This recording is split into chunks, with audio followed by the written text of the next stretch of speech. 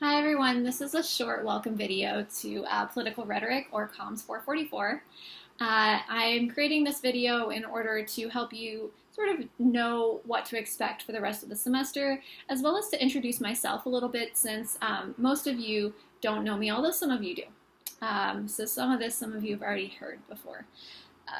So a few things about the class before I start to introduce myself. So as you all know, it's not a surprise we're going to be talking about politics in this class. We're going to spend a lot of time focusing on not just presidential politics, like talking about Donald Trump or Barack Obama, but we also navigate things like social movements, or we look into museum rhetoric and how museums affect the way we see our country. So we're going to be doing a lot of different things when we're looking at politics. But something that I hope that you get away from this class is that you become more comfortable talking about politics, because I know for many students who come to this class, they come to me and they say, this isn't really something that I like to talk about. I sort of got pushed into this class, or I heard this class was all right, so I'm going to check it out, but I'm really not comfortable with this. So I'm looking forward to helping you all feel more comfortable about that, even if it is only on an online setting, which I think it's important to get comfortable doing this face-to-face as well. But now that a lot of our communication is online on things like social media, it's almost equally important to navigate this online as well. Some of the readings that I'm looking forward to in this class, I have a few new readings that I'm excited about, like readings on immigration and the Muslim ban and how that affects people's feeling if they live in the United States. I've already given a shout out to museum rhetoric, but I really like talking about museum rhetoric because it's something that I didn't talk about when I was an undergrad or even in grad school. And I like to think about how spaces can affect the way that we feel about something. And of course, I like to talk about satire and parody. So when we get to those parts of the media section of the course, I'm a big fan of them. So hopefully you'll find some things that you like in some of the readings. I know the readings can be relatively difficult, but you'll have reading comprehension questions to help you sort of get through some of the difficult things. They are there to guide you, to show you what's important, so that you don't necessarily have to read everything word for word to get the really important things, especially for an undergraduate class. As far as who I am, again, some of you already know that, but I've been teaching, actually this course is the one I've been teaching the longest, so something like 6 years. And even though it can be really difficult to talk about politics, I really enjoy teaching this course because typically students start to feel more comfortable talking about things that mean a lot to them, whether we agree or disagree on some of these things. And I think that's really important in helping them feel more comfortable outside of the classroom setting as well.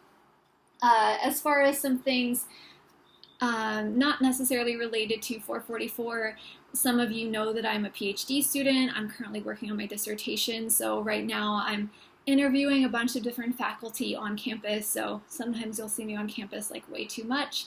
It's because not only am I teaching, but I'm interviewing and I'm writing my dissertation. And we can talk more about that if you come meet with me or something like that and you're interested. My master's thesis was on The Daily Show with Jon Stewart. I know Jon Stewart's no longer on The Daily Show, which sort of dates me, but this sort of shows why I'm really interested in talking about satire. It's something that I'm very passionate about.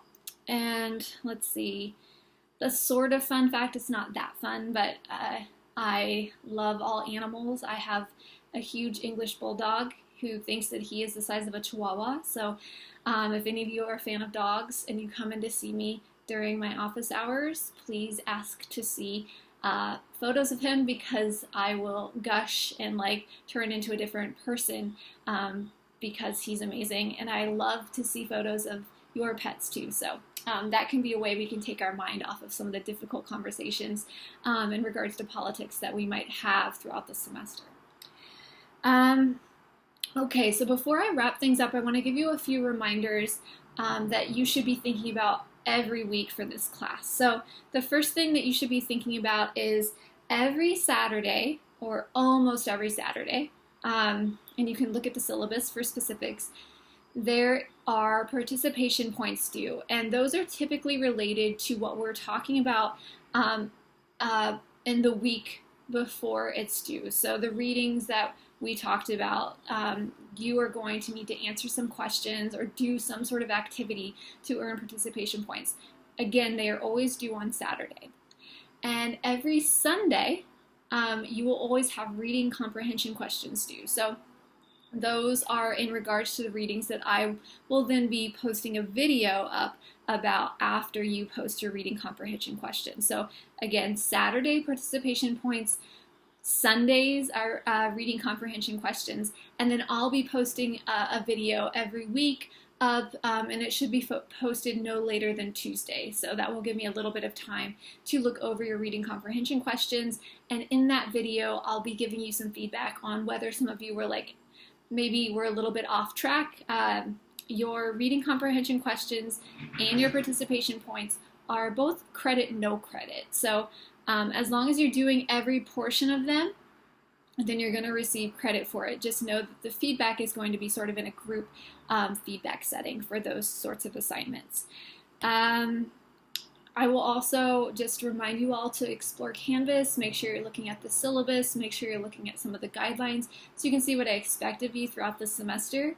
And as always, if you have questions, feel free to email me. I'm pretty available through email, and I'm always happy to help you navigate either Canvas or an assignment or a reading or anything else that I can do. Please, open lines of communication is really important for me. So with that said, thank you for watching the whole video if you made it all the way through. And I look forward to talking to you more either through email, through video, like Zoom chat, or even in person in my office hours. All right, have a great semester.